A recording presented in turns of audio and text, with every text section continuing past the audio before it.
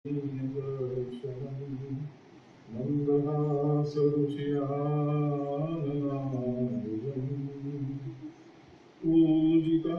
सुरनरोत्तमैर्मुदा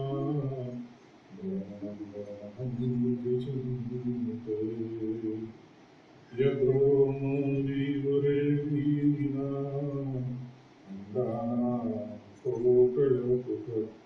तदक्षरं गुणातीतं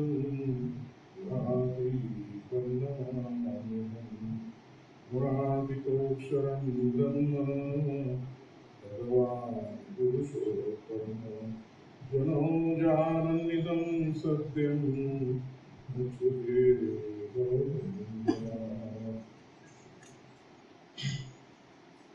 स्वामीनारायण भगवान जय शुभ महाराज जय स्वामी महाराज जय शास्त्री महाराज जय योगी महाराज जय प्रमुख स्वामी महाराज जय स्वामी महाराज जय प्रमुख स्वामी महाराज शताब्दी महोत्सव जय अक्षरदेवी साधु शताब्दी महोत्सव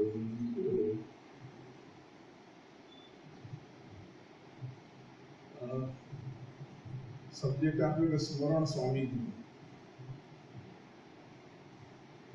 મને જેમ મારા ઘરના માતા પિતાનું સ્મરણ છે એમ પહેલેથી સ્વામીનું હું 7-8 વર્ષનો હતો પહેલી વાર બાપાના પરિચયમાં આવ્યો ત્યારથી 50 વર્ષ સુધી આજે 58 થયા સ્વામીનું ઘણી વાર અનેક પ્રસંગોએ એમના હેત એમના પ્રેમની વર્ષા એમની કાળજી બધું ઘણી વાર અનુભવવાનું કર્યું છે સૌથી પહેલા વાત કરું તો યોગી બાપા જ્યારે બિરાજમાન હતા અને પ્રમુખ સ્વામી મહારાજ ગાદી ઉપર નહોતા ખાલી સંસ્થાના પ્રમુખ હતા ત્યારે અમે ગોંડલમાં જ રહેતા મારા પપ્પા ગોંડલ ગુરુકુળમાં પ્રિન્સિપલ હતા અને અત્યારે જે તમે ગુરુકુળ મંદિરમાં એન્ટર થાઓ ત્યારે અક્ષરદ્વાર છે એ અક્ષરદ્વારની જમણી બાજુ પાર્કિંગ છે બધું અને ત્યાં બાકીનું બધું રિસેપ્શન ને બધું બનાવેલું છે એ જગ્યાએ અમારું ઘર હતું એટલે કે મંદિરના કેમ્પસમાં જ ઘર હતું એક ઝાંપડીમાંથી સીધું મંદિરમાં જવાય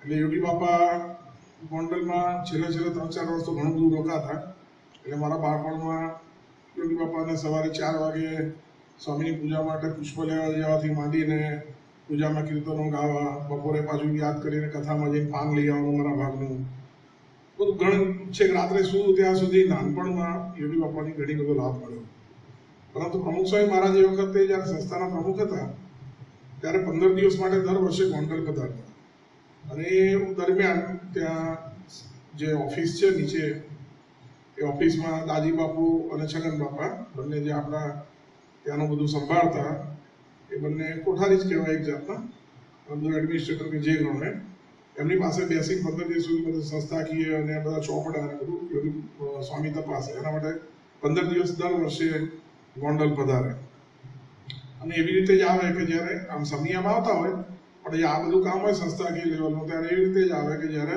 બાપા ગોંડલમાં ન હોય અને યોગી બાપા ગોંડલમાં ના હોય ત્યારે સાંજે સંધ્યા આરતી પછી અમે ગોંડલમાં હરિભક્તોની સંખ્યા બહુ ઓછી અને એ વખતે તો સંધ્યા આરતી પછી હું તું ને રતની હોય એવી જ કન્ડિશન હોય અને શયન આરતી પતે પછી રાતની સભા જે સભામંડપની અંદર થાય એમાં સ્વામી સભામંડપની જે જાળી અને પિલર હતા ત્યાં એક ગાદી નાખતા અને ગાદીની પાછળ ગોળ તકિયો મૂકે નીચે જ આવી રીતે ખાલી ગાદી હોય એટલી ઊંચી અને તકિયો મૂકેલો હોય સ્વામી તકિયાના વડી ગળે બેસે બાકી બધા નીચેના જે પાથરી હોય એમની બેસે એમાં 7-8 હરિભક્તો પાર્ષદો સંતો 7-8 હોય હરિભક્તોમાં ભગવતસિંહ બાપુ મારા પપ્પા અને હું અમે 3 બાકી કોઈ હોય નહીં એટલે ટોટલ 10-11 જણની સભા હોય એટલે ખાલી એક ચોકઠામાં બધા આવી જાય આમ ઘરમાં બધા ઘર સભા કરતા એટલે બેઠા હોય અને પતી જાય વાંચન જે કંઈ રૂટીન જે હોય ભક્ત ચિંતામણી હરિલામનું વાંચન કરતા ભક્તિ કિશોર સ્વામી એ પતે પછી સ્વામી એમ પગ લંબાઈને બેઠા હોય અને અમે બાજુમાં જ બેઠા હોય રીતે અમારા પપ્પા કે પગ દબાવે એટલે હું પહેલાથી થોડોક ચકી તો ખરો આટલું જાણો નતો પણ તો એમ પાતળો બી નહોતો એટલે સ્વામીની ગાદી હતી તો ઉભડક પગે આમ ગોઠણ વેર થઈને સ્વામીના પગ દબાવવા માંડ્યો પેલું વજન આવે ને ગોઠણ ઉપર નીચે તો ટાઇલ્સ હોય એટલે હાર્ડ સરફેસની સામે ગોઠવણ આવે તો થોડું દુખે, એટલે હું થોડો આગો વધતો હતો. વેઇટ ઘડીકમાં ડીજણ પર મૂકું, ઘડીકમાં ડીજણ પર એ કરતો હતો, પગ દબાવતો હતો. સ્વામી ચેષ્ટાભાઈ બોલતા બોલતા જોઈને એમને ખબર પડી ગઈ કે આ અનકમ્ફર્ટેબલ છે. મારી ઉંમર 8 જ વર્ષની હતી. તો સ્વામી એમ ખસી ગયા, ગાદી પર આવી ગયા, ઉપર આવી ગયા, મજા આવશે. મેં કીધું ઉપર ના બેસે, સ્વામી કે આવી જાય વાંધો નહીં. સ્વામી વ્યવસ્થિત રીતે બાજુમાં ખસી ગયા. પછી હું ઉપર બેસી ગયો કોઠાડી વાળે, મેં પગ દબાવ્યા. પછી તો સ્વામી અઠવાડિયું જેવું રોકાણા. દરરોજનું ચેષ્ટા ચાલુ થાય, સ્વામી ખસી જાય, હું ગાદી પર ચડી ગયો, પગ દબાવતો. તો મને કે અત્યારે સ્મરણ કરવું જોઈએ તો કેટલી સહજતા અને સરળતા, અને બાળ માણસને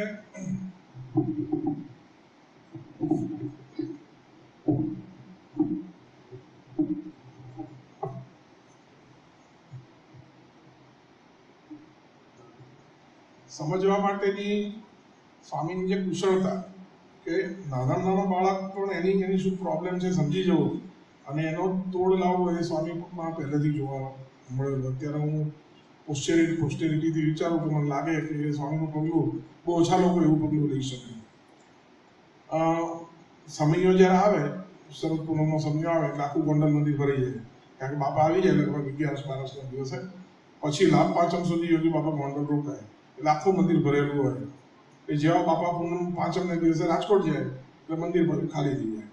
એટલે એ દરમિયાન ઉતારા ખાલી ભરેલા હોય. એટલે ઉતારામાં બધા જે ગાજરા અને પાગરણ ને બધું હોય એ સભા મંડપની ઉપર, જે માઇકની કેબિન પહેલા જે જૂની હતી એની ઉપર ચડીએ એટલે પહેલા બાપા જે રોકાતા એ રૂમ આવે, રામચંદ્ર સ્વામી રહેતા એ રૂમ, અને એની બાજુમાં 3 પતરાના મોટા કોઠાર હતા. એની અંદર બધા ગાદલા ગોદડા રજીઓ, જ્યારથી બીએપી સંસ્થાની સ્થાપના થઈ હશે, ગોંડલ મંદિર બનેલું ત્યારથી એમાં ભરવામાં આવે કોઠારમાં. અને કોઠારની ચાવી હરભમસિંહ બાપુ પાસે રહે, અને હરભમસિંહ બાપુ ખાલી સમય આવે ત્યારે જ ચાવી ખોલે કોઠા. એટલે એવો સ્મેલ હોય અંદર કે ના પૂછો. રામાનુજના વખતના ગાદલા હોય ને એવું તમને સ્મેલ આવે. જો આખું ઓઢ્યું રજઈ માથે તો એને સ્ટેશનની જરૂર ના પડે. એવું જ હતા, ટિપિકલ પાગરણ હતા, પણ એ વખતે એ જ પાગરણ હતા. એટલે સમય આવવાનો થાય એટલે પાંચમથી અમને લોકો બધા ગુરુકુળના છોકરાઓ બધા અમને બધાને ધંધે લગાડી દે સેવામાં. એટલે ઉપર જઈને હરભમસિંહ બાપુ ખોલે કોઠાર, એટલે બધા પેલા ગાદલા બહાર કાઢીએ, પછી લાકડીઓથી બરાબર થોડાક ત્યાં ઠપકારીએ એટલે ધૂળ બૂળ કે ઓછું થાય. પછી એકચ્યુઅલી નીચે લઈ જઈને દરેક ઉતારામાં 5-5 ગાદલા ગોદડા રજઈ મૂકવાની હોય. પણ હવે ઉચકીને તો કોણ લઈ જાય, છોકરાઓ તો એવું ફાવે નહીં. વારાઘડી કેટલી વાર ચડવાનું હતો તમે. એટલે એક ગોંડલ મંદિરમાં એક લાંબી લારી જેવું હતું, એટલે લોખંડની આખી. મોટા સમિયા થાય ત્યારે મોટા મોટા તપેલા અને બધું હોય ને એ મૂકીને અંદર લઈ જવા માટેની એક લોખંડની લારી હતી. આમ અંદર સળિયા સાથે આખું મૂકી દેવાનું. એટલે એ જ્યારે એ કામ ના હોય ત્યારે એની પર પાટિયા મૂકીને પછી એનો ઉપયોગ ઘણી વાર લોટ દળવા માટે ઘઉં લઈ જવાના તો ડબ્બા એની પર મૂકીને લારો ખેંચી લઈ જવાનો, પણ દળી જાય ઘંટીથી એટલે લઈ આવવાનો, એમાં એનો ઉપયોગ થતો હોય. એટલે અમે ગાદલા ગોદડા બધા ઉતારા સુધી પહોંચાડવા માટે એનો ઉપયોગ કરીએ. એટલે એને નીચે ઊભી રાખીએ સભા મંડપના પગથિયાની બાજુમાં. ઉપરથી રવેશમાંથી બધા ગાદલા ગોદડા નીચે નાખે, 2 જણ નીચે ઊભા હોય એ હરખા મૂકી દે એટલે પડે. ઘણી વાર તો નીચે પડી જાય, કે બધું એક્ઝેક્ટલી પડે એવું જરૂરી નથી પેલા ઉપર. એટલે આવું ચાલતું હતું. એક સ્વામી ત્યાં પ્રમુખ સ્વામી મહારાજ પધાર્યા, એટલે એટલે આમ જોયું આવું છે ઊંચે જોયું ઉભા રાખજો તો છોકરા બધા શું કરે એમ. બરાબર મેં એક રજઈ મારીને નાખી ઉપરથી, અને રજઈ સંભાવ ખુલી ગઈ એટલે આખી અમન થવા માટે હવામાં. એટલે એનું મારા જે નાખવાનું નિશાન હતું એના બદલે તરતી પેરાશૂટ ની એમ બરાબર બાપા ઉપર પડ્યું આખું આમ જ. અમને ખબર કેવી રજઈ ગંધાતી. સ્વામી એક અક્ષર બોલ્યા નહીં, પાછી રજેલી સજામ કરી ગોઠવી. પછી કે છોકરાઓ ધ્યાન રાખો તો બગડે છે, ધોવાળું થાય. પણ મને પર્ટિક્યુલર કંઈ એવું વઢ્યા નહીં કેવું નહીં કે તમે ના નાખશો બધા ઉતરી ના આવો. તો એ સૂક્ષ્મ વાત કે આટલું બધી વખત કે છોકરા ચડે ઉતરે કરે પણ ધ્યાન રાખી કરે એમ. તો સહેજ પણ ખીજાણા નહીં. એ તો પહેલા સ્વામીનું બહુ કડક સ્વભાવ, લોકો બધા એમ પ્રમુખ સ્વામી મારા જોડે વાત કરવી ને તો બહુ અઘરી વાત એમ. બધા પણ ડરે, સંતો પણ ડરે. સ્વામી જોડે ગમે તેમ વાત ના કરે તમારે. પણ મને એક તો આ ગાદીનો અને આ 2 પ્રસંગ થયા પછી મને બહુ બીક તૂટી ગઈ. એટલે બાપા જોડે પ્રેમથી ગમે ત્યારે શાંતિથી બધું બોલી શકતો આમ. એટલે મને વાંધો ના આવે. એનો પછી એનો લાભ મને પછી ઘણી વાર મળે. આ પછી તો ઘણા બધા પ્રસંગ થયા. એમાં એક પ્રસંગ એવો છે કે મને યોગી બાપાએ નાનપણમાં આજ્ઞા કરેલી કે થઈશ. એટલે મેં થઈશ, મને ખબર નહીં શું થવાનું. એટલે સ્વામી કે સાધુ થઈશ એટલે નિર્મળ સ્વામી કે શું થાય કે સાધુ થઈશ હા મેં તો સાધુ થઈશ હું નાનો હતો મને કંઈ ખબર નહીં એટલે નિર્મળ સ્વામી કે બાપા તો પહેલાજીનો એકનો એક છે બાપા કંઈ જોતો છે બીજો દઈશું પણ આનંદ કરવો જ છે મને આગ્રહ કરેલી મારા મગજમાં એક હતી ગુજરી ગયું પછી હું MBBS કરતો હતો 3rd MBBSમાં આવ્યો એટલે મારી મમ્મીએ ચાલુ કર્યું હતું કે છોકરી જોવાનું આમ ને તેમ એટલે મેં ના પાડી ગયું તો એવું આપણે સાદું થવાનું કહ્યું એટલે હું કંઈ જવું નહીં મને કે વારે વારે કાગળ લખે હું ના જઉં પછી મારી મમ્મીએ ગુણભાઈ દાણીને વાત કરી કે બાપાને કોને આને તો આ છોકરીઓ જોવા જતું નથી ના પાડે છે સારું થવાનું કહે છે એટલે ગુણભાઈ દાણીએ બાપાને વાત કરી હશે હું 3rd MBBSના વેકેશનમાં 8-10 દિવસ માટે ગોંડલ ગયેલો એ વખતે ગોંડલમાં પારાયણ ચાલતી હતી અંબાલાલ કાકાની બકરીપોળવાળા આપણા અમારા ગામના જ થાય રાજપુરના એમની પારાયણ હતી અને જે જૂનો ભોજન ખંડ તોડીને નવી ભોજનશાળા બનાવેલી એની ઉપર હોલ હતા એની અંદર પાટો મૂકીને સ્ટેજ જેવું બનાવેલું સારા બધા બેસતા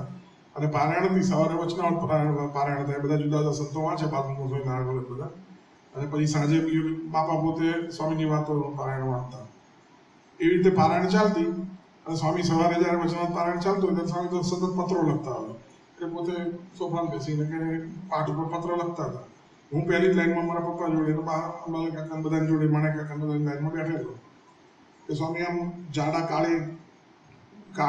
કાળી ફ્રેમના જાડી ફ્રેમના ચશ્મા એ બધા પહેરતા બેઠતા એમ લખતા હોય આમ કરીને એક બે વાર મારી સામે જોયું એ મને આમ કર્યું એટલે મને ખબર નહીં મને બોલાવ્યું મને કીધું કે હા એ ઉપર ગયો એટલે જો સ્વામી પકડ્યો મને કંઈક કામ હશે ધર્મચંદ્ર સ્વામી પાસે કંઈક પત્ર લઈ આવવાનો હશે પેન ખૂટી ગયું છે કંઈક કામ હશે એટલે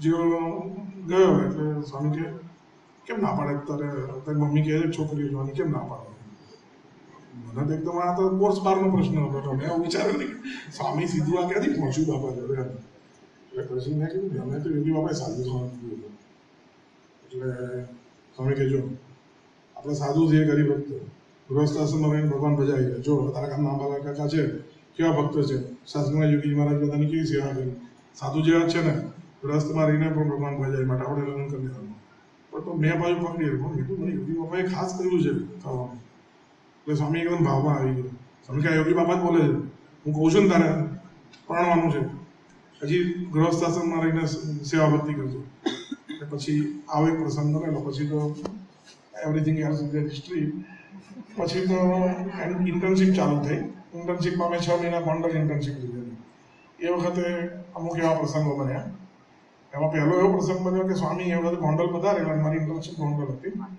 અને બાપાને એ વખતે મેલેરિયાનો તાવ આવ્યો અને 103-104 તાવ થઈ ગયો બહુ તાવ થઈ ગયો અને હું ત્યાં હતો એટલે રોજની બીપી માપવાની પલ્સ માપવાની સેવા મને મળતી એટલે હું સ્વામીને સવારે સાંજે રાતે સૂતા હોય ત્યારે સૂતા પહેલાં બીપી પલ્સ માપીને લખતો એ સેવા મને મળતી એકદમ તાવ આવ્યો પછી સ્વામીનું બ્લડ લઈને મને જ રાજકોટ મોકલ્યો મેલેરિયા આવ્યો પછી ડૉક્ટર સામાણી સાહેબ હતા ઓટી સામાણી મુંબઈમાં એ વખત બાપાનું બધું એ જોતા ફિઝિશિયન હતા બાપાના એટલે એમને વાત કરી એટલે સામાણી સાહેબ બોમ્બેથી ફ્લાય થઈને રાજકોટ આવ્યા એટલે પછી એમ્બેસેડર લઈને મને લેવા મોકલ્યો સામાણી સાહેબને સામાણી સાહેબ આવી જોયું કે મમ્મીની ગોળી લખી આપી પાછું મને જઈને ફ્લાઇટમાં મૂકી આવ્યો રાજકોટ ગોળી લઈને આવ્યા પછી સાંજે ગોળી આપવાની હતી એટલે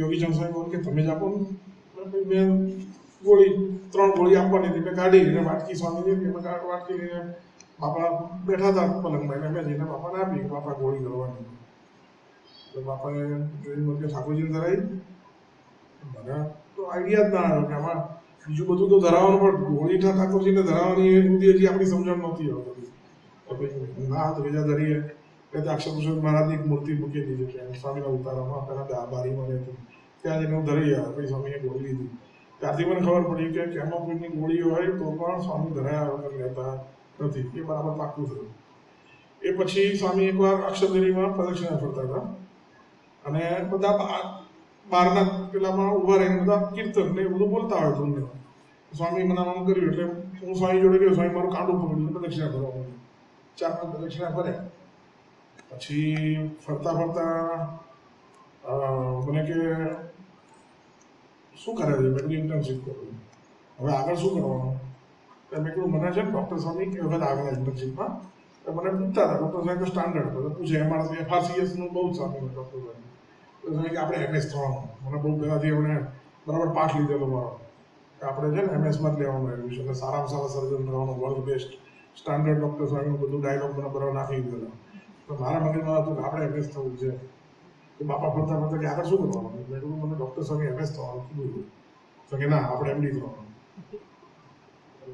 ભલે પણ ડૉક્ટર હું કહું છું ને MD થવાનું ભલે MD કે MD એટલે શું એનું સામાન્ય સાહેબ છે ને MD કહેવાય મને કે હા બરાબર તો યાદ છોડી દીધો ભૂલી ગયો પછી એકવાર 12:54 સ્વામી પાઠ ઉપર બીજી પાઠ મૂકીને સ્વામી રાતની સભા કરતા અને પછી બધા આપણે છોકરાઓ 4-5 સ્વામીને પગ દાબીએ ચેષ્ટા વખતે એવો સ્વામી મને કે તારું શું થયું મેં કીધું ઇન્ટર્નશીપ ચાલે આપણે MBBS પટ્ટાપટ્ટી નથી કરવાની આગળ ભણવાનું છે મેં કીધું હા પણ કે MD કરવાનું મેં કીધું ભલે બાબા કે MD એટલે શું મેં સામાન્ય સાહેબ છે કે MD કહેવાય બરાબર ચાલો પછી છેલ્લું 1 વર્ષ ઇન્ટર્નશીપનું એમાં છેલ્લો ત્રીજી વખતે બાપાને પછી તો ગોંડલથી નીકળ્યા પછી વિચરણ હતું બધું અને સુંદરપુરામાં બાપાને એટેક આવ્યો સુંદરપુરાથી પછી બરોડા લઈ ગયા દાંડિયા બજારમાં ડૉક્ટર BR પટેલના ત્યાં બાપાને દાખલ કર્યા ત્યાં પણ હું બરોડાથી ઇન્ટર્નશીપ કરતો એ વખતે એટલે સેવામાં જતો પછી ત્યાંથી એમ્સ ઓક્સિજનવાળાને ત્યાં એમના બંગલે બાપા આરામ માટે પધાર્યા પછી પહેલાં પાછળ એમના બંગલાની પાછળ અંદરની બાજુ બધા ક્વાર્ટર્સ જેવું હતું બધા રૂમો હતા ત્યાં બાપા રહેતા પછી સારું થઈ ગયું પછી સ્વામી એમના બંગલામાં જ રહેવા આવી ગયા હતા આગળનો જે રોડ પરનો બંગલો હતો અને એમાં ઉપલા પહેલા માળના હોલમાં સ્વામી કાયમ પૂજા કરતા એટલે જે દિવસે મારી ઇન્ટરવ્યૂ હતો PGનો પહેલાં કેવું હોય કે આપણે નંબર પ્રમાણે MBBSમાં બધા જે માર્ક થતા એનો મેરિટ લિસ્ટ હોય એમાં મારો 8મો નંબર હતો એટલે એ પ્રમાણે તમારે જવાનું ને ત્યાં જે સીટ ખાલી હોય તમને કહે એમાં તમારે ચૂઝ કરવાની ત્યાં ફી ભરીને આવતા રહેવાનું અત્યારે જેવું કોમ્પ્લિકેટેડ નહોતું બહુ એટલે મારે જવાનું હતું એ દિવસ મારો ઇન્ટરવ્યૂ હતો એટલે હું સવારે પૂજા પછી બાપાને પગે લાગ્યો મેં કહ્યું બાપાજી ઇન્ટરવ્યૂ છે અને મને બધામાં મળે છે તો મેં 2 વખત બાપાએ કીધું હતું ને MD તો મેં ફરી પૂછ્યું હતું મેં કીધું છેલ્લો દિવસ એટલે પૂછી લેવાનું બાપા મને બધામાં મળે છે ખરું શામાં લઉં તો સ્વામી કે આપણે MD કરવાનું મને કે MD એટલે શું તો સામાન્ય સાહેબ છે ને MD કહેવાય એમાં બરાબર એટલે મેં MDમાં લીધું એ વખત વર્ષો સુધી મને એમ લાગતું કે આ સ્વામીએ 3 વખત મને વર્ષમાં કહ્યું MD થવાનું પાછા કે MD એટલે શું તો શું કરે MD પકડી રહ્યા છે તો પછી છેલ્લે જ્યારે સ્વામીની છેલ્લી અવસ્થામાં સેવા કરવા આવવાનું અને જોડાવાનું થયું ત્યારે મને આઈડિયા આવ્યો કે હું જો MD નો MS થયો તો મને એક્ઝેક્ટ 4 વર્ષ બાપાની અંદર સેવા મળી જે 12મી ઓગસ્ટ 2012થી હું ઓફિશિયલી સ્વામીના ફિઝિશિયન તરીકે મને સેવા મળી અને જવાબદારી સોંપી ત્યારથી 13મી ઓગસ્ટ 2016 4 વર્ષને એક દિવસ બાપા ધામમાં રહે ત્યાં સુધીની સેવા જે મને મળી એટલે કારણ કે આ જે સ્વામીની બધી બીમારીઓ હતી મોટાભાગે MDને લગતી હૃદયને લગતી જ હતી હું MS હોત તો મને કદાચ સેવા ન મળી હોત એટલે સ્વામી એ રીતે આખો તખતો એ વખતે તૈયાર કર્યો આખો મનુષ્ય રીતની જેમ બધું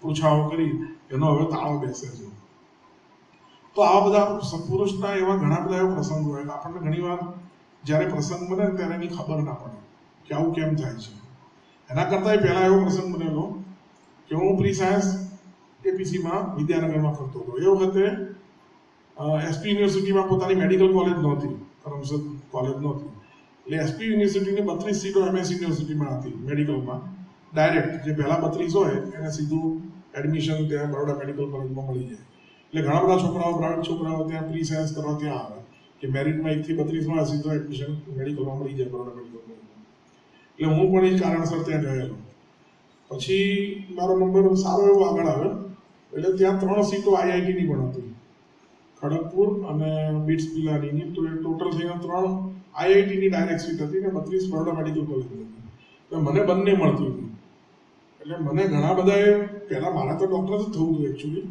પણ એ વખત બધા ઘણા બધા IITમાં તો જવાય જ નહીં ડૉક્ટરીમાં શું જવાનું IITનું બહુ આમ છે તેમ એટલે હું થોડો કન્ફ્યુઝ થઈ ગયો એટલે મેં એ વખત આ કંઈ ફોન કેવું હતું નહીં એટલે મને જેવું રિઝલ્ટ આવ્યું અને મને ખબર પડી કે મને બધા મળે છે આગળ છું એટલે તમને બંનેમાં મળશે IITમાં લેવો તેમાં મળશે અને મેડિસિનમાં પણ મળે છે એટલે હું કન્ફ્યુઝ હતો એટલે મેં બાપાને ટેલિગ્રામ કર્યો સ્પેશિયલ પોસ્ટ ઓફિસ ગયો છાત્રા વિદ્યાનગરની અને ત્યાંથી બાપાને ટેલિગ્રામ કર્યો તો મને આવી રીતે બંનેમાં મળે છે તો શામાં લઉં મને તો કદાચ જવાબ આવે કે ન પણ આવે, પણ સ્વામીએ પ્રોમ્પ્ટલી 24 કલાકમાં મને ટેલિગ્રામથી જવાબ આવી ગયો સાતાવાડીમાં.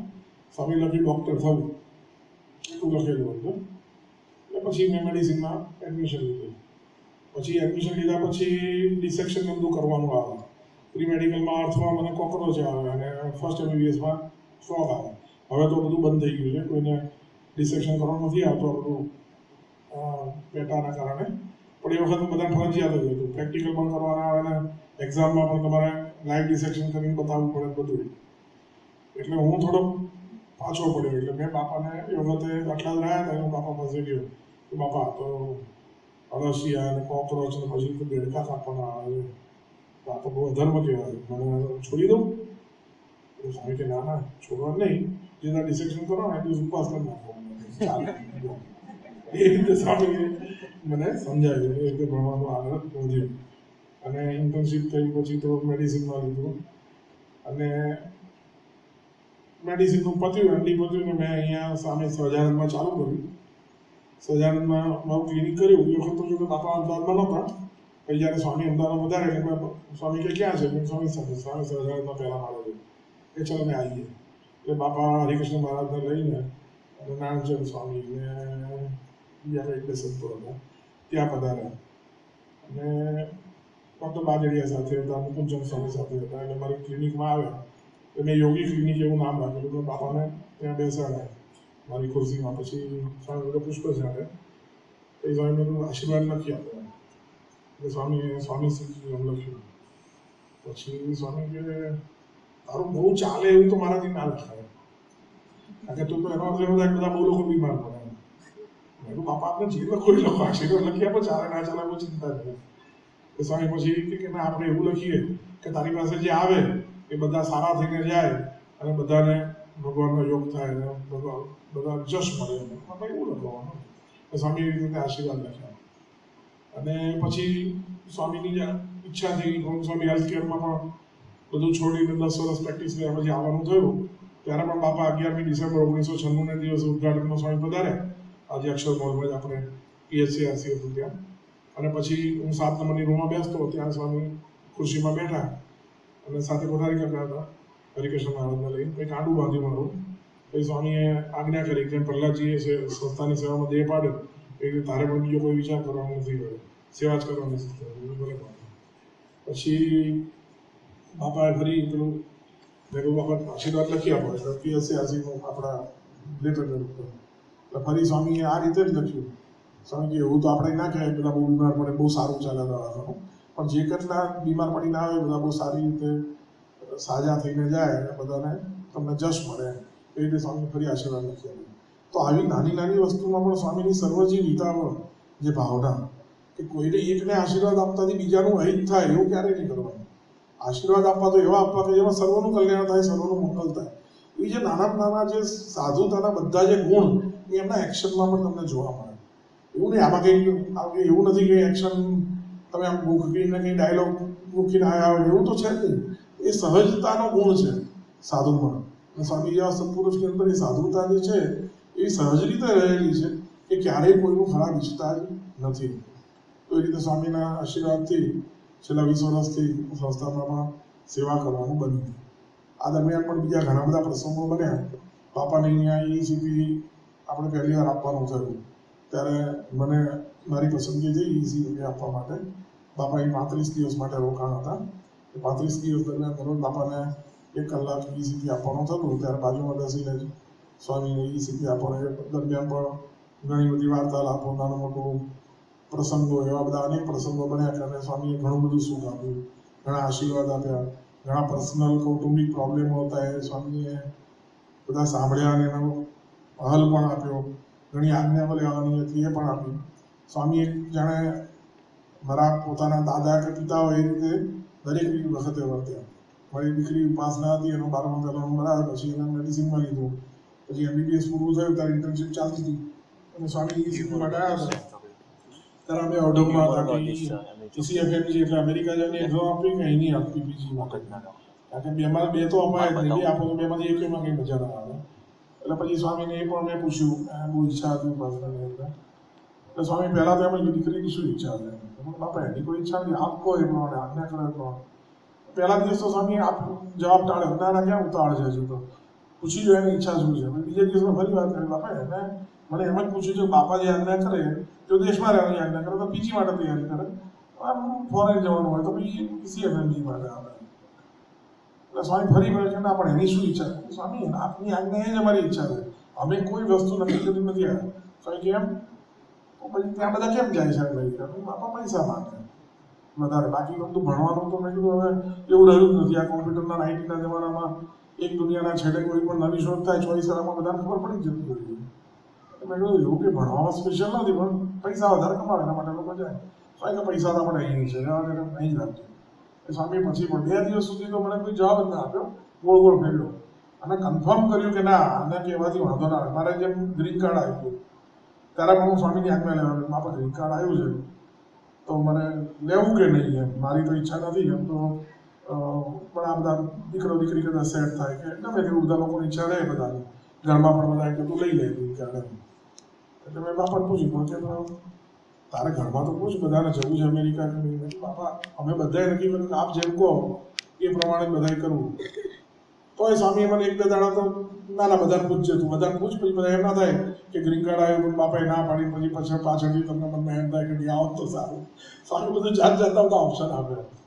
અને પછી 2 દિવસ પછી ફરી પાછું તમે કહો તો અમને ખબર પડે, અમારે આગળ હવે ફિંગરપ્રિન્ટને આપવા જવાનું છે, ઇન્ટરવ્યુ માટે જવાનું છે. પછી સ્વામી આખું હું કહું એમ જ કરીશ. મેં હા બાપા આપની આજ્ઞા માટે બધા બેઠા છે, આખું ઘર મેં આખું ઘર. તો સ્વામી કે ત્યાં જઈને શું કરીશ, આવી સેવા થોડી મળવાની. મેં કીધું કોણ કે નથી જવું, 3 દાડા મને ગોળ ફેરવા તમે. સ્વામી કે મારે તારું જોવું જોઈએ ને, તને ના પાડું અને પછી તને મનમાં એમ થાય કે સ્વામી ના પાડી ના ગયો ગયો તો સારું. મેં કીધું એવું કંઈ નથી. તો સ્વામી બરાબર ખીલો હલાવે પહેલાં તો એમને સીધી કોઈને આજ્ઞા પણ ના કરી, એ જોવે એના મનમાં શું છે. અને ઘણા બધું નક્કી કરી ગયા. મેં એવાય જોયા બાપા અમેરિકા જેવો આશીર્વાદ આપ્યો. તમે ક્યાં આશીર્વાદ છે? સ્વામી કંઈ ના નથી પાડવાના, પણ તમે આશીર્વાદ લેવા જવું અને આજ્ઞા લઈ જવું એ જુદી વાત છે.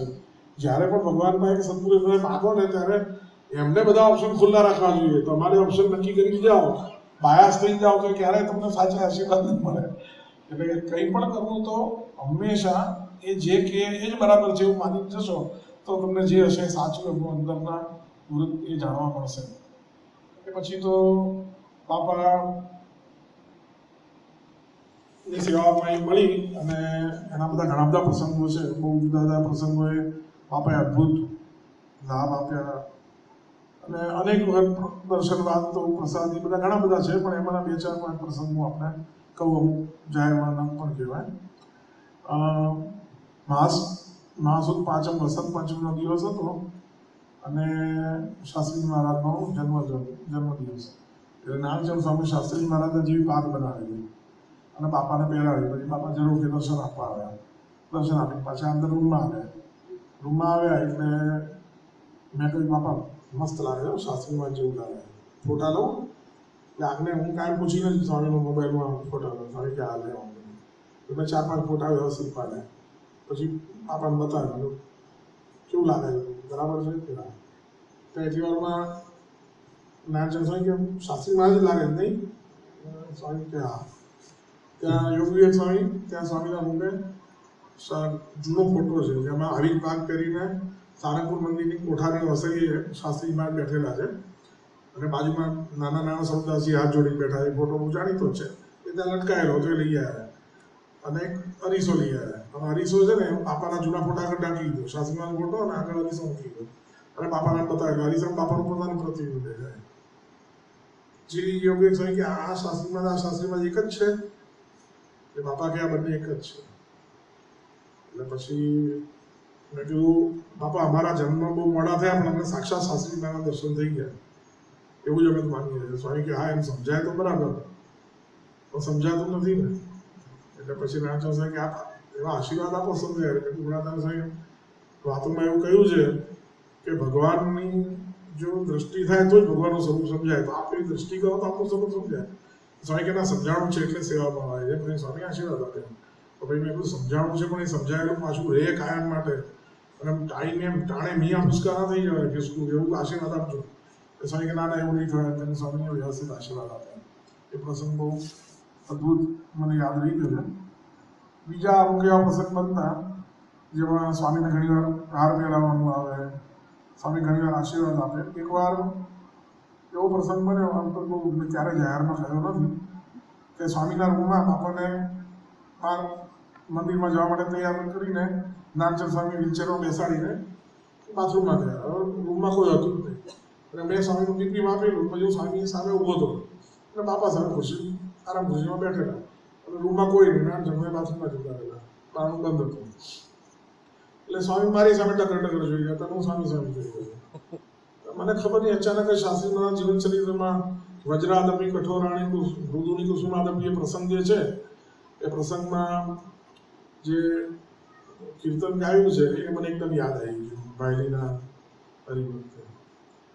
તો હું સુર્ણ ચતુર્સુજાના કીર્તન ગાવા માંડ્યો. સ્વામી મારી સામે મલકતા જોતા હતા, હું ઊભો સામે સુર્ણ ચતુર્સુજાના કીર્તન ગાતો. અડધું કીર્તન થયું ત્યારે હરિપ્રકાશ સ્વામી બાજુ પ્રાણાથી અંદર આવ્યા, એ બાજુ ઉભા રહ્યા, એ વળી થોડુંક વગાડવા માંડ્યા હતા. એ કીર્તન પૂરું થયું એટલે હરિપ્રકાશ સ્વામી કે બાપા સાધુમાં શોભે એવા છે, બહુ કીર્તનો વચનાવતા સ્વામીની વાતો બધું મોઢે થઈ. એટલે બાપા એકદમ ભાવ આવી ગયા. મારી સામે એની સામે જોયો, વાત મારી કરે. હરિપ્રકાશ સ્વામી કે શું સાધુ થવા બાકી છે? સાધુ જ છે ને, આપણે કહીએ ત્યારે આવી જાય છે, અધરાત મધરાત જોયા વગર ગમે ત્યારે સેવામાં આવી જાય છે. શાસ્ત્રમાં યોગીજી મહારાજની સેવા થઈ ગઈ, સાક્ષાત શ્રીજી મહારાજની સેવા થઈ ગઈ એમ કરીને સ્વામી આમ વાત કરે. હું વાંકો નથી, સ્વામી આશીર્વાદ આપ્યા, 10-15 વખત આમાં થાપો આપે. સ્વામી કહે શાસ્ત્રી મહારાજ યોગીજી મહારાજની સેવા થઈ ગઈ, મહારાજ સ્વામી રાજી થઈ ગયા છે અને અક્ષરધામમાં બેસાડી દે છે. આવી રીતે સ્વામી અતિ પારાપારના આશીર્વાદ મને આપી ગયા. એવું કોઈ આપણે કહીએ એવી ખરેખર દહે કરીને પૈસાએ કરીને કંઈ કર્યું નહોતું. અને આ તો એ ખાલી જસ્ટ ટાઈમ પાસ કરવાનું કીર્તન ગાયું ને મને આમે સ્વામી જમતા હોય તો શ્લોક બોલવું, કીર્તન બોલવું, સાખી બોલવી, એવું પહેલેથી યોગી બાપાના વખતથી ચાલ્યું આવે છે. મને ગમે, સંતો જમવા બેઠા હોય ઘરે તો પણ શ્લોક ને બોલતો હોઉં છું. મારા ફાધરે બોલતા, બધા પહેલા આખો એક ચાલ જ હતો એવો કે જ્યારે સંતો જમતા હોય ત્યારે આજુબાજુ ઉભા રહીને હરિભક્તો શ્લોક સાખી કીર્તન બોલે એટલે ભગવાનની સ્મૃતિ સહિત બધા જમવાનું. મને ટેવ જ છે પહેલેથી. તો મેં ખાલી એમ ટાઈમ હતો ને સ્વામી આમ જ બેઠેલા હતા એટલે હું બોલ્યો. પણ સ્વામીએ જે આશીર્વાદ આપે જે આમ આપણે મને પોતાને ખબર છે કે મેં કંઈ એવું કર્યું નથી કે જેના માટે આ સ્વામી આવા આશીર્વાદ આપે. લોકો કેટલી સેવા કરી મરી જાય છે પણ સ્વામી આવા આશીર્વાદ નથી આપતો. તો એ મારા મગજમાં બહુ આમ ખરેખર ચડી ગયું. હવે અત્યારે બીજો એક પ્રસંગ એમાં એ રીતે લઈ લઉં કે બાપા ધામમાં ગયા, મહિમાન સ્વામી મહારાજ ગાદી આવ્યા. સ્વામી જોડે એટલું બધું વર્ષોનું જોડાણ, એટલે સ્વામી મહારાજ પ્રગટ જ છે, સ્વામી મહારાજ જ છે, પણ તોય એ જે પ્રીતિ બાપામાં થતી, હું કાયમ બાપાને પૂજામાં પ્રાર્થના કરું કે આપણા પ્રગટ સ્વરૂપમાં પ્રતીતિ અને પ્રીતિ કરાવજો. તો મનમાં તોય થોડું આમ એવું જે બાપામાં ખેંચાણ રહે. સ્વામી સાથે પણ મને વર્ષોથી મારી ઓળખાણ છે. હું સ્વામીને બહુ સ્વામી યોગી બાપાના વખતમાં ગોંડલ આવતા અને જોડી માંગવા જવાનું ત્યારે મારો વારો કાંઈ મનસ્વામીના મંડળ બંધ એટલે આગળ દોડતો નારાયણ હરે સચિદાનંદ પ્રભુ કરતો હું જતો હતો અને મનસ્વામી જોડીમાં કાયમ મારો જ નંબર હોય. કાયમ માટે 3 વર્ષ સુધી સાળંગી એમના ગ્રુપમાં મારે જોડી માંગવા જવાનું હતું. મનસ્વામી દર વર્ષે મને હાથથી દોરીને ગ્રીટિંગ્સ પણ મોકલતા અને અહીં અમદાવાદ પ્રેક્ટિસ કરવાનું ચાલુ કર્યું ત્યારે એમને ગ્રીટિંગ્સ મોકલ્યું. એમને મને જૂના નામથી બહુ ઓછા સંતો મને જૂનું મારું વસંત નામથી ઓળખે. વડલા યોગી બાપાએ નામ પડ્યું પહેલાં ઘરે મને વસંત કહેતા. એટલે 8-9 યોગેશ્વરમાંથી જે કોઠારી કાકાની સાથેવાળા છે કોઈ ઓળખે નહીં હતું. એટલે મન સ્વામી ડૉક્ટર વસંત કુમાર એમ કરી ગ્રીટિંગ કંઈ મોકલ્યું. એટલે ત્યાં સ્વામીની ઓફિસમાં આવ્યું તો ગ્રીટિંગ ફરતું હતું અને કોઈને ખબર નહીં આ વસંત કુમાર ડૉક્ટર કોણ છે. અહીં તો બધા વડલા જ જાણતા હોય. તો ઈશ્વર સ્વામીને હાથમાં ઈશ્વર ગયેલા હું આપી દઈશ, મને ખબર છે કોણ છે એ કોણ ક્યાં કોણ એટલા છે ને નામ વસંત છે. એટલે મને એટલે એવી રીતે ત્યારથી સ્વામીનું પણ આમ પેલું યોગી બાપા અને પ્રમુખ સ્વામી મહારાજનું જે એ થયું એમાં તો મારે એકદમ આમ કેવું હતું કે મને ક્યારે સાંધો દેખાણો નથી. કારણ કે યોગી બાપાની પૂજામાં કીર્તન ગાવા જતો નાનો હતો ત્યારે. યોગી બાપાએ છેલ્લી પૂજા કરી જે દિવસે સ્વામીને એટેક આવ્યો એ દિવસે સ્વામીની તબિયત એક દિવસથી ખરાબ હતી. એટલે સ્વામી જે બહાર કાચની કેબિનમાં પૂજા કરતા એને બદલે સ્વામી રૂમમાં પૂજા કરતા હતા અંદર. તો અંદર બીજા કોઈને ના જવા દે. હું અને જયંતિ અમે બે નાના અમારા બે સિવાય કોઈને અંદર જવાય નહીં. અમને કોઈ ચોકી નડે નહીં, અમે કાયમ અંદર ઘૂસી ગયું. અને બધી સેવા અને બધું પર્સનલ સેવા સ્વામીના ધોતિયા કાતળિયા ધોવા લઈ જવા, ઇસ્ત્રી કરવા લઈ જવું, ફૂલ ચૂંટલી લાવવા સવારે વાડીમાં જઈને બધું અમે કરતા. અમે બે જ ઘૂસી ગયા. એટલે છેલ્લા દિવસે પણ હું અંદર સ્વામીની રૂમમાં ઘૂસી ગયેલો. પણ બાપા રંગમાં પૂજા કરતા જોઈ બાપા, અને હું કીર્તન ગાતો હતો, અને અડધા કીર્તને બાપાને ચાલી મૂક્યો, અમને બહાર કાઢી મૂક્યો. That was the last. પછી બાપાએ પૂજા કરી નથી, અને છેલ્લું કીર્તન મેં ગાયેલું. બાપા ધામમાં ગયા, પછી અગ્નિ સંસ્કાર થયા 3 દિવસ બધાના. ત્રીજા દિવસે બધાએ પારણા કર્યા, અને સ્વામી પૂજા કરવા જ્યારે પ્રમુખ સ્વામી મહારાજ પહેલા ગાદી આવીને બેઠા, ત્યારે જે શાસ્ત્રીજી મહારાજની રૂમ છે ગોંડલ સવાડમાં એક ખોડા ઉપર, એ શાસ્ત્રી મહારાજની રૂમમાં બારી પાસે સ્વામીનું પાથરેલું છે પૂજા માટેનું. અને એમની પૂજામાં દેવચરણ સ્વામી, પ્રગટ ભગત, દયાળુ ભગત અને બીપી પટેલ, બીજું કોઈ હતું નહીં, 4 જણ સિવાય પહેલી પૂજામાં ગુરુ તરીકે આવ્યા. અને આખી પૂજામાં કીર્તન મેં ગાયા. એટલે મને આ બાજુથી તૂટીને આ બાજુ સંધાઈ ગયું. પ્રમુખ સ્વામી મહારાજ વખતે બહુ એવું લાગેલું નહીં, એકદમ ઇઝીલી જોડાઈ ગયેલો. જેમ યોગી બાપા જોડેલી રીતે સેમ જ એ જે કરતો એ વખતે એ જ રીતે મેં કરવાનું ચાલુ કર્યું. બાપાની ફર્સ્ટ પૂજાથી કીર્તન ગાવાનું મેં ચાલુ કર્યું. પણ આ વખતે થોડું આમ પેલું રહે કે કંઈક એવું કંઈક આમ આપે આપણને. એટલે આ જે પ્રસંગ બન્યો, હમણાં મહંત સ્વામી મહારાજ અહીંયા હતા, ત્યાં ગયા અમેરિકાની બધે પહેલા, ત્યારે એમની તબિયત ખરાબ હતી, આ બધાને ખબર હશે. એટલે અમે દરરોજ બધા ડૉક્ટરો ત્યાં સેવામાં, ખાસ કરીને હું સાંજે જતો, સવારે બીજા જાય બરાબરથી અમે જતા, કારણ કંઈ હોસ્પિટલનું પણ કામ હોય. એટલે હું રોજ સાંજે 4 વાગે ત્યાં જવું, અને સ્વામી તપાસીને થોડી કસરત ને આ તેને ચાલવાનું, ટ્રીટમેન્ટ ઉપર બીજું કંઈ હોય બધું કરતા. એટલે બહુ સારો લાભ મળે એ સ્વામીનો. પછી એક દિવસ મહંત સ્વામી મહારાજે સવારે બધા ડૉક્ટરોને અને સેવકોને વાત કરી કે આજે તો રાત્રે મને સપનું આવ્યું, એમાં બધા ડૉક્ટરોને હું લઈ ગયો. આ બધા નામ બોલ્યા કે સચિનભાઈ ને મહેશભાઈ ને નિલેશભાઈ ને મેહુલભાઈ ને 4-5 ડૉક્ટર નામ બોલ્યા. આટલા બધાને હું સ્વામી પાસે લઈ ગયો, બાપાના આશીર્વાદ અપાવતા એમ. એ એમણે સ્વામીએ વાત કરી. સવારે સચિન જોવા આવતો, એટલે સચિને આવીને મને કીધું વાત તો મહંત સ્વામી મહારાજે એમને કહ્યું અમે તમને બધાને યાદ કરી સ્વપ્નમાં સ્વામી પ્રમુખ સ્વામી મહારાજના આશીર્વાદ અપાવડાયા. એટલે મેં કીધું હારું, મારું નામ ના દીધું કે ના, તમારું નામ ના દીધું. એટલે યાર આવું કેમ યાર, મને ભૂલી ગયા. એટલે મેં કીધું આજે 4 વાગે જવું તાર વાત છે. 4 વાગે ગયો તો સ્પીકરમાં ભાઈ અમે બેઠો નથી યાર ખુરશીમાં. મેં કહ્યું તમે મને જ ભૂલી ગયા ને. કેમ? તો તમે સવારે કહેતા હતા સવારે સ્વપ્નમાં બધા ડૉક્ટરોને. એટલે મને એ વખતે મગજમાં એ જ રૂમ, એ આ બાજુ બેઠા હતા, આમથી આમ બાપા આ બાજુ વ્હીલચેરમાં બેઠેલા એ વખતે મુખ, અને સ્વામી મુખારી નામ હતું, એટલો જ ફરક હતો. એ જ રૂમ હતી.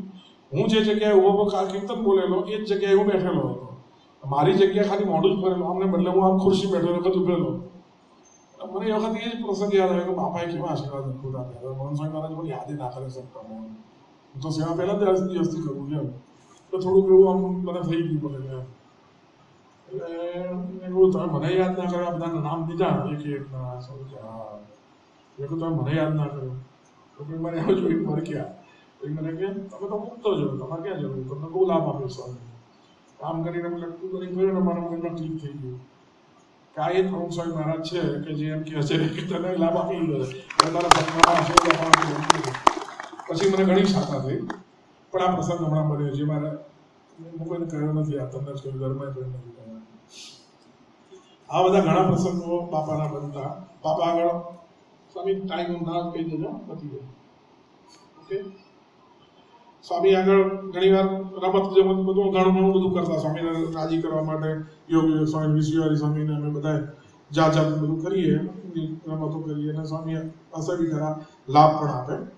એકવાર એટલે સ્વામી અહીંયા જ આપણે અમદાવાદમાં જમવા બેસતા. સ્વામી તબિયત સારી નહોતી એટલે સ્વામી આમ નોર્મલી પેલું આમ સોફામાં જમવા બેસતા, પણ એ વખતે અથવા વ્હીલચેરમાં એના મતલબ બેડમાં જ એક ઢાળિયા જેવું મૂકીને સ્વામી જમાડતા હતા. એટલે સ્વામી જમવા બેઠા થોડી કાર્પેટ પાથરેલી હતી. વલ્લભ સ્વામી થાળ લઈને આવે, પછી રામ સ્વરૂપ સ્વામી રોટલી જેવું લઈને આવતા હોય. એટલે જેવું એ આવે ને એટલે હું થોડો ખસીને કાર્પેટની બહાર આપણે હડાઈ, એટલે કાર્પેટની બહાર ખુરશી ખસેડી થોડો આગો બેસી ગયો બારણા આગળ. પણ શું જગ્યા થોડી, એટલે બારણામાંથી જેટલી વાર રામ સ્વરૂપ સ્વામી આવે આમ નીકળે એટલે આમ ધ્યાન રાખવું પડે. આપણે આમ સંપો જેવું જવું પડે કે એનું તાતડિયું આપણને ના અડી જાય, કારણ કે હાથમાં કંઈક લઈને જતા હોય. હું ધ્યાન રાખતો હતો. યોગી 199 સ્વામી બેઠા હતા, અને બીજા એક સંતોષ અને ભદ્રેશ સ્વામી ઉભા હતા. એટલે ભદ્રેશ સ્વામી આરંભ જોયું ને એટલે પછી રામ સ્વરૂપ સ્વામી તો કે જોજો કે ડૉક્ટર અડી ના જતા. એટલે એ જેવું બોલ્યા ને કે બાપા આમ જમતા જમતા આમ જોયું કે શું ચાલે સ્વામી તરત આમ એટલે કે આ ડૉક્ટર પટેલ છે ને એટલે કે આમ અડી ના જાય એમ નામ શરૂ કર્યું એટલે આપણે એકદમ સહસા આપણે કે ડૉક્ટર તો બ્રાહ્મણ કહેવાય ભદ્રેશ્વરી કે ના ના બાપા એ તો પટેલ છે બ્રાહ્મણ તો હું છું મેં કહ્યું બાપા મહામહોપાધ્યાય કહે છે આ યોગ વિવેક સ્વામી કહે છે અને આવા મોટા આચાર્ય ને બધું આવું છે પણ જો બાપા આ ડગલાનું દરજીનું વચનાવત તો ભણ્યા જ નહીં લાગતા તો દરજી ડગલો સીવી આપે એટલે દરજી અને માને બાપ એટલે આ વખતે એમને બ્રાહ્મણથી ડગલો મળ્યો બ્રાહ્મણ એટલે પોતાનું બ્રાહ્મણ માની બેઠા છો તો જીવના હાચા મા બાપ તો તમે છો તમે મને સર્ટિફિકેટ આપો છો બ્રાહ્મણ તો એને તકલીફ પડે તો સમજાવો એમને તમે બાપા એમ જ કે બરાબર છે ભદ્રેશ્વરી પકડી રાખી ના બાપા એમ ક્યાંથી કહેવાય કે બ્રાહ્મણના ત્યાં જન્મ મળ્યો એને જ બ્રાહ્મણ કહેવાય એ તો પટેલ જ છે મૂળ મારતા સ્વામી મેં કીધું જો બાપા આ બધું આ સંસ્કૃત ભણેલું બધું નકામું ગયું ખરું તો સમજતા જ નથી બ્રહ્મ છે એ જ બધા જીવના મા બાપ છે બ્રહ્મ એમ કહે છે કે મારો દીકરો તો બ્રાહ્મણના જો અનંત જન્મ એ તો આવતા કદાચ બીજા ભાઈ જન્મે હું બદલી જાય મારું ના બદલાય કે બરાબર છે બ્રાહ્મણ જ કહેવાય એ સ્વામીએ પક્ષ લીધો પછી 2-3 દિવસ ત્યાં થોડું પ્રકરણ બદલાવ સ્વામી એ વખતે જમતા નહોતા એ ભદ્રેશ્વરી ને નીકળવાનું હતું સારંગપુર જવાનું એટલે આ દર્શન કરવા હું સ્વામીનું બધું સફેદ સ્ટૂલ હતું સ્વામી બેના એની ઉપર બેસીને કાયમ નાતા બાથરૂમમાં એ પછી સ્ટૂલ મારે મને વારસામાં મળી ગયેલું હું એ સ્ટૂલ ઉપર બેસતો બાપાના બાજુમાં ડીપીમાં પકડે એ સ્ટૂલ ઉપર બેસે મારું વજન ખીચી લેવું એક સ્ટૂલ હતું એટલે એ મારું કાંઈ છે હું બાજુમાં જ બેઠો હતો ભદ્રેશ્વરી કેવા આવ્યા સ્વામી જોઉં છું એટલે સ્વામી એ ખબર નહીં પડતી લાગ્યા દાદા પહેલાનો ડૉક્ટર સાધુ કહેવાય એટલે ભદ્રેશ્વરી કે બાબા ક્યાંથી સાધુ કહેવાય ગૃહસ્થ જો આ બધું પેન્ટ શર્ટ પહેર્યું છે સાધુ તો દીક્ષા લઈને ભગવું પહેરે તો સાધુ થવાય એમ બાપા કહેવાય તો સાધુ કહેવાય મેં કીધું બરાબર બાપા જો આ મહામહોપાધ્યાય અમે છે ને હું યોગ સ્વામી એમની ઉપાધિ છે ને મહામહોપાધ્યાય પણ અમે બાપા આગળ એને મહામહોપાધ્યાય કહીએ કે બાપા હશે મજા આવે એટલે આ મહામહોપાધ્યાય સંસ્કૃતના પંડિત શું કહે બાપા તમને કોને દીક્ષા આપી બાપાએ દીક્ષા આપી મેં કહ્યું એ જ બાપા મને કહે હું સાધુ છું એને દીક્ષા આપી તમને આ પહેરવાનું મને આ પહેરવા તમને વાંધો હું છે એમાં કે ના કે આ પહેરવ્યો તો બ્રાહ્મણ કહેવાય એ બધા ચોટી ગયા મેં બાપાને કહ્યું બાપા એને એમ છે ને કે તમે મને સાધુ કહો ને તો એના પત્રમાંથી લાડવો લઈ લો એટલે એને કહો કે મારે એનો લાડવો લો છો તો હું ભાગ નહીં પડાવું પણ મને સાધુ છે મારે જ ખરા નહીં તમે કહો છો સ્વામી કે હા સાધુ જ કહેવાય પછી ગમત કરી ત્યાં એટલે આવા બધા ઘણા બધા પ્રસંગો મળે કે જેમાં સાધુની સામે પણ સ્વામી આપણી પેલી રાખી હોય એવા બે બહુ મોટા પ્રસંગ બન્યા મારું આ થોડો ટાઈમ હોય તો કહી દઉં છું વજન મારું વધારે હતું એટલે બાપા હિંમતનગરમાં બીમાર પડ્યા ત્યાંથી પછી આરામ માટે એને ગાંધીનગર આવ્યા તો હું દરરોજ સ્વામીને જોવા માટે તપાસો અને સાંજે જવું અહીંથી છૂટીને ગાંધીનગર અને સ્વામી ગાંધીનગર એમને ઉતારવામાં બહુ ઓછા અંદર સંતો હોય વિશ્વ સ્વામીને ગાંધીનગર 2-4-5 સંતો ને ઈશ્વર સ્વામી બધા આવ્યા રામન સ્વામી બધા બેઠા હોય અને અમે ડૉક્ટર કિરણ આવ્યા હતા એ વખતે એટલે આનંદ સ્વામી વાત કરી બાપા આ બધા ડૉક્ટરો છે ને બધાને કે વજન ઘટાડો આ કિરણને 100 કિલો ઉપર વજન જેમ વીપીને 100 કિલો ઉપર વજન એટલે કે તમે આશીર્વાદ બધાએ સંતો નક્કી કર્યું કે આજે આ બેને છે ને મિષ્ટાનનું આપી દો ખાસ તો વીપીને તો આપવું જ કે તો બાપાભાઈ કેવડાવી દઈએ મિષ્ટાન ના ખાય ઈશ્વરે ચડાયા આનંદ સ્વામી કે બાપા અમે વીપીને બહુ વજન વધી ગયું છે તમે આજ્ઞા આપો કે મિષ્ટાન ના ખાય બાપા થોડી વાર અમે જોઈ ગયા સ્વામીને ખબર કે આ જીવ છે ને તું પ્રકૃતિ આથી ભૂતાની નિગ્રહ કેમ કરી શકે કીધું ને ગીતામાં ગમે એવો જ્ઞાની હોય પણ પ્રકૃતિ સરખું આચરણ કરે અને પહેલાથી ઇષ્ટ પ્રિય છે હું આજ્ઞા આપીશ ને કદાચ જો લોપાઈ જશે ને તો તોય દુઃખ થશે કે બાપાની આજ્ઞા પડાવી એ જીવ દુઃખી થઈ જશે એટલે સ્વામીને મારી સામે દયા આવી સ્વામી કે એવું જાહેર પણ આપે કે મારે કેવું છે તો પછી કહી શકે વાત એ થોડા દિવસ પછી બાપા અમદાવાદ બધા અહીં આ લોકોએ ફરી નક્કી કર્યું અક્ષર અસલ સ્વામી અને વિશ્વ બધા આજે તો બીજીના દરરોજ સ્વામીની હોલમાં જમવા બે આ તો આને અપાવી જ છે એટલે ઈશ્વર સ્વામી ફેરવે ભક્તિનંદન સ્વામી બધા એસી બધા કે તમે કહો એટલે બાપા આપી જ દે વીપીને મિષ્ટાનની આજ્ઞા આપી દે એટલે સ્વામી જમી રહ્યા એ બધું ચાલતું હતું બધું થોડી ગમત ઈશ્વર સ્વામી વાત ઉપાડી બાપા વીપીનું વજન બહુ વધી ગયું છે આનંદ સ્વામી સાથ પુરાવે તો એટલું હવે તો પડી ગયા ઈશ્વર સ્વામી કીધું એટલે તો આજે આપણું સોપારી અપાઈ ગઈ છે પતી ગયું હવે મિષ્ટાન નહીં કરે આ વલ્લભ સ્વામી લાડવો લઈ ગયા. બોલે કે બાપા છેલ્લો લાડવા જઈને આપી દો, જમી લે, પછી મિષ્ટાનની બંધી કરો. સ્વામી કહે બધા સારું કહે. સ્વામી જોઈ ગયા પછી સ્વામી કે ના ભાઈ હું જાહેરમાં આજ્ઞા ના આપે એને આપી છે દીકલામાં આપીશ. એમ કે પેલો લાડવો પાછો પ્રસાદ તો મને આપી દીધો. બાપુ જોયું હવે આટલા તો ભેગા થયા જોયું સ્વામીએ અક્ષરજી મને કે બોસ બહુ રાખ્યું. ને કેમ ના રાખે, નાનપણથી રાખતા એટલે સ્વામી ઘણી વાર આપણને પોતાના જયારે ગણે ને ત્યારે બધું બીજું બધું ભૂલી જવાય છે. આવા બધા ઘણા બધા અનુભવો થયા. પછી બાર સ્વામીને વારંવાર 2-4 નાના પ્રસંગ હોય ફટાફટ થઈ ગયો, બહુ ટાઈમ જતો રહ્યો. સ્વામીને અહીંયા વારંવાર પલ્સ રેટ વધી જતા અને ઘણી વાર તો કલાકો સુધી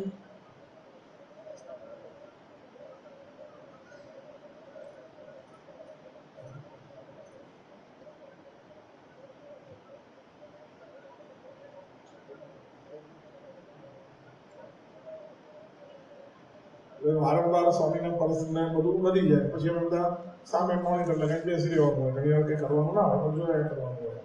એ બધા બેઠા હતા, તમે તો ચાલતી. સ્વામીએ બીજી કોઈ તકલીફ નથી કરી. પલ્સ રેટ 128-126 રહ્યા કરે, મોનિટરિંગ હતું. એટલે પછી એ વખત બધા બ્રહ્મવિહારી સ્વામી, વિષયહારી સ્વામી બધા હતા, યોગીચર સ્વામી બધા. એટલે પછી મેં ખાલી એમ વાત કરી કે બાપા જો 72 પલ્સ થઈ જાય ને હું દંડવત કરું. હું દંડવત કરી શકતો નથી, મારા નીચે બે હાથ નહીં અને દંડવત કરું તો ઊભું ના થવાય. મેં ક્યારે દંડવત બાપાને કાયમ જો આમ પગે લાગીને લઈ જ જવાના ખુરશીમાં. બાપા હું દંડવત કરું છું 72 થઈ જાય. એ પછી બોલ્યો ને તરત 72 થઈ ગયા. હવે બ્રહ્મવિહારી 72 થઈ ગયા. દંડવત કરો મને ઉત્સાહ આવી ગયો. મેં દંડવત તો કરી નાખ્યો. મેં તો ઊભો તો પછી 4 જણા ભેગા થયા. વિષયહારી સ્વામી, બ્રહ્મવિહારી સ્વામી, યોગીચર સ્વામી અને પરમાનંદ સ્વામી હતા. ચારે બે જણાએ બે હાથ પકડી પછી મને ઊભો કર્યો અને દંડવત કરી નાખ્યો. પણ બોલતા યાર એનાથી જો 72 થાય ને દંડવત કરું. સ્વામી તરત જ 72 કરી નાખ્યા. તો આ બધું જે બીમાર પડું ને પણ એમની લીલા છે, એમના હાથમાં જ છે. પુરુષ પોતાની જાતે કરીને બીમારી ગ્રહણ કરે અને છોડે. આ પછી પણ બીજા ઘણા પ્રસંગ બન્યા. સ્વામીની ઈચ્છા હતી સારંગપુર જવાની, ત્યાં બધાને પાર્ષદોની દીક્ષા આપવાની હતી, બધા ઘણા બધાની. પણ બાપા એક વખત બીમાર પડ્યા એટલે મારે જ ના પાડવી પડી. મેં જ્ઞાનેશ્વર સ્વામી નારાયણ આમંત્રણ આપવા ગયા હતા, આવ્યા હતા. એમને મેં કહ્યું સ્વામી તમે કહો બાપાને કે નહીં આવે ચાલશે, આમાં નથી લઈ જવાનું. એમની પણ ઈચ્છા હતી પણ છતાં એમને પણ સહકાર આપે સ્વામી એ લોકોના. અહીં આપણે ઉપર જ આખી બધાને કેતન ભૂતને મારે પણ મારા હાથે અર્પણ વિધિ થઈ. એ બધા પ્રસંગો ઘણા બન્યા. સમય બહુ ઓછો છે પણ પછી છેવટે સ્વામીને સારંગપુર જવાનું નક્કી થયું અને 12મી મે અને 2013 એ દિવસે આપણે અહીંથી સાંજે દર્શન કરીને સ્વામી નીકળ્યા અને સાથે સાથે અમે બધા ત્યાં સારંગપુર ગયા અને મારે ત્યાં સારંગપુર રોકાવું એવું નક્કી થયું. હવે આખું કેવલકેટ નીકળેલી. આગળ પહેલી ગાડી ઇનોવામાં બ્રહ્મવિહારી સ્વામીને હું અને બીજા બે સંતો હતા, મૂર્તિજય સ્વામી હતા મોટા ભાઈ. પાછળ બાપાની ગાડી હતી કેડીલેક, એમ્બ્યુલન્સ, બીજી બધી ગાડીઓ ફાસ્ટ એકદમ. એટલા બધા હરિભક્તો છે. અહીંથી નીકળ્યા ત્યાંથી તે સેટેલાઇટ ને છે એસજી રોડ સુધી બધે ચારે બાજુ મેં આટલા લોકોને ક્યારે જોયા નથી. એવી જોરદાર. આગળ પોલીસની આગળ ગાડી ને બધું છેક સુધી મૂકવા આવ્યા, આગળ ત્યાંથી પણ મૂકવા આવ્યા અને ફાસ્ટ રીતે બધે છે સારંગપુર પહોંચાય એવી રીતે બધી ગોઠવણ કરેલી બ્રહ્મવિહારી સ્વામી. અને સારંગપુર પહોંચી ગયા. શાસ્ત્રી મહારાજના સમાધિ સ્થાને ગયા, ત્યાં બાપાને ત્યાંથી પછી દર્શન કરીને ત્યાં બીપીમાં પછી ઉપર ગયા સ્વામી મંદિરે. નીચે ઉતરાયેલે જ્ઞાનેશ્વર સ્વામીએ મોગરાનો હાર સફેદ પહેરાવ્યો. સ્વામી વ્હીલચેરમાં સરસવામાં આવ્યા. અમે પણ સાથે સાથે સરસમાં ગયા. પછી સ્વામીને બીપીમાં આપ્યું, થોડું સેજ લો હતું એને શરબતનું પાણીને એવું આપ્યું.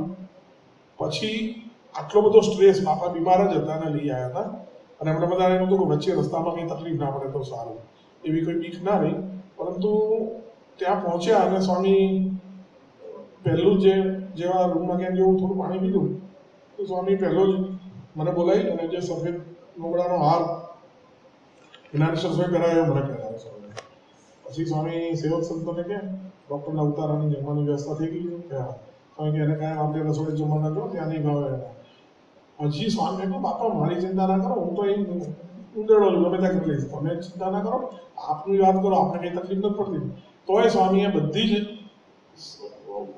બધી સૂચના સેવક સંતોને આપી અને મને એટલા બધા આશીર્વાદ આવ્યા કે ના તું અમારી જોડે આવ્યો ને એ લોકો અમારે તારી ખ્યાલ રાખવો જ પડે સ્વામી. અને આટલી બધી આત્મીયતા અને એટલી બધી કાળજી સ્વામી બધાના માટે બતાવે. આપણે ઘણી વખત જોયું છે એવા બીજા ત્યાં પણ સારંગપુરમાં અનેક પ્રસંગો બન્યા. અને સ્વામી સાથે કોઈ સ્વામી બીમાર પણ બહુ હતા, છતાં સ્વામીની બહુ ઈચ્છા હતી કે રોબિન સિલ્કમાં આપણે ઉદ્યાન પેલું ખાસ વિધિમાં અને નવા મંદિરના પ્રતિષ્ઠામાં જવું. અમારી કોઈ મને લાગતું નહોતું કે ડૉક્ટરનો અમારી બધી ટીમને એવું લાગતું નહોતું કે સ્વામી અમેરિકાનો પ્રવાસ ખેડી શકે. પરંતુ સ્વામીની પોતાની ઈચ્છા હતી.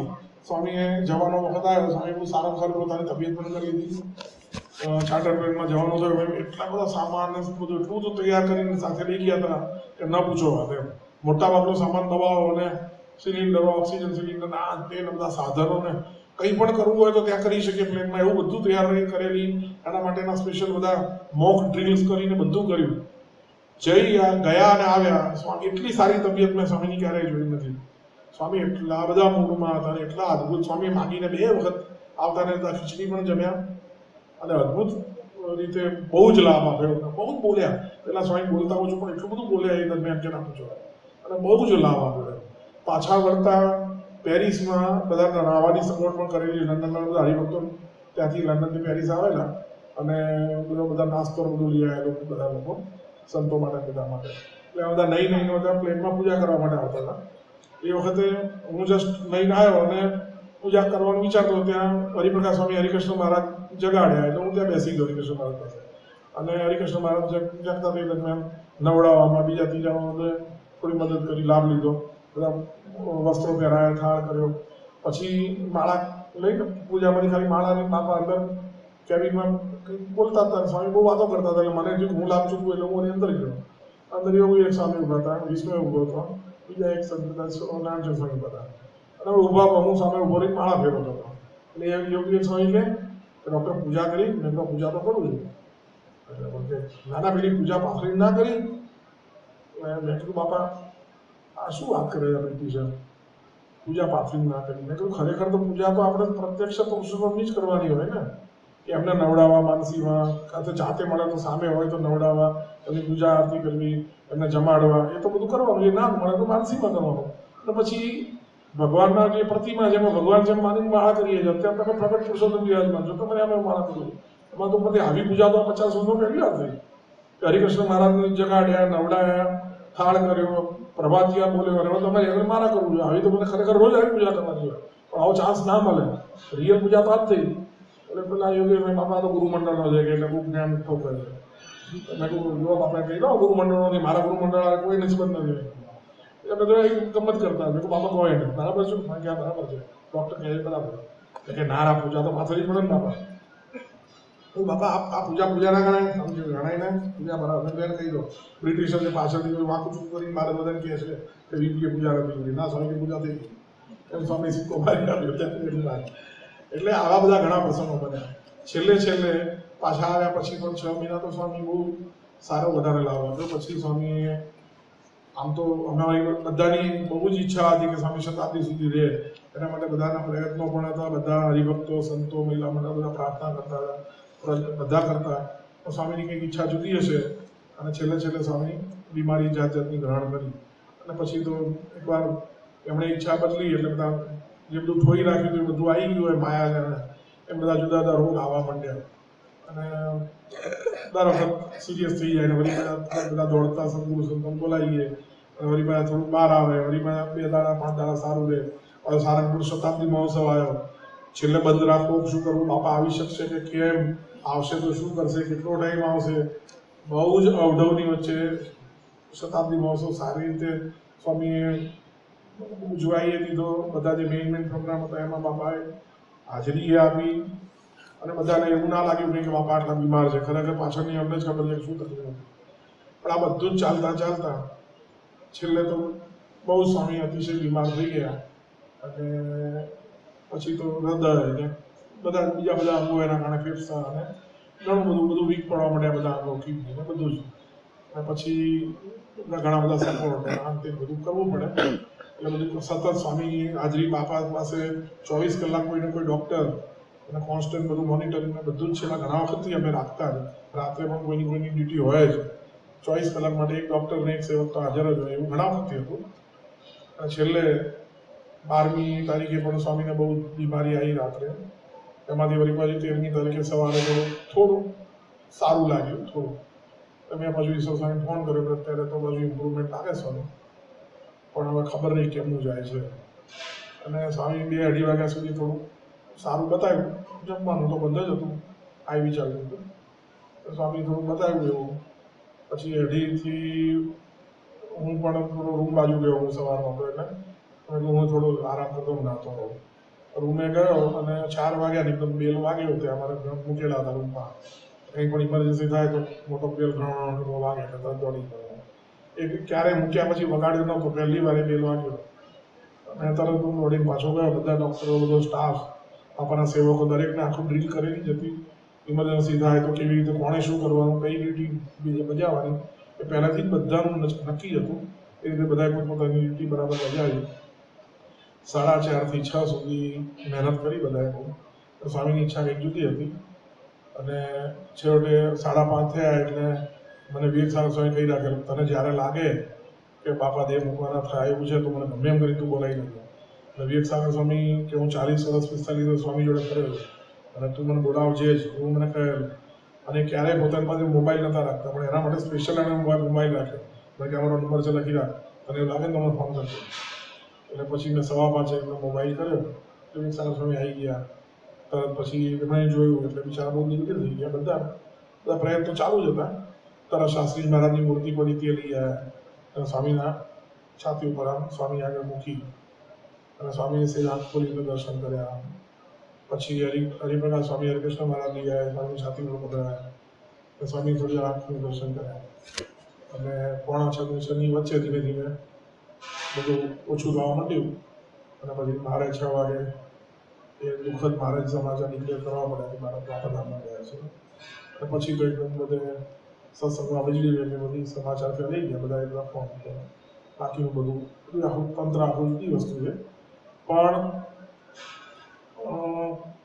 એની પહેલાં જે અનેક વખત સ્વામીએ જે લાભ આપ્યા છે કે અત્યારે 3 કલાકમાં કોઈ રીતે પૂરું થાય એવું. અમુક વસ્તુઓ એવી છે કે હું ટેકનિકલી તમને કહી પણ ન શકું, પણ એટલો બધો લાભ મળ્યો કે એમ જ થાય કે આપણે અનંત જન્મનું ભાથું સ્વામીએ 4 વર્ષની અંદર આપણને બાંધી દીધું.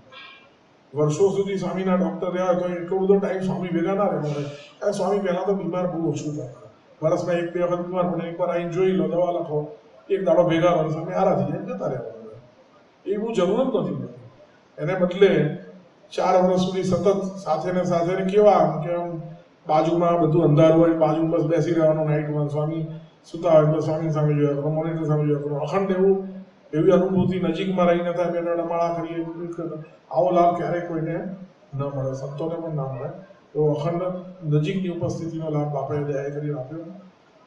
પ્રાર્થના કરું કે જેવો લાભ મને મળ્યો એ બધાને સ્વામી દિવ્ય દેહ તો આપે જ છે અને જે કોઈ સ્વામીને પ્રેમથી સંભાળે એ બધાને એ જ લાભ મળે.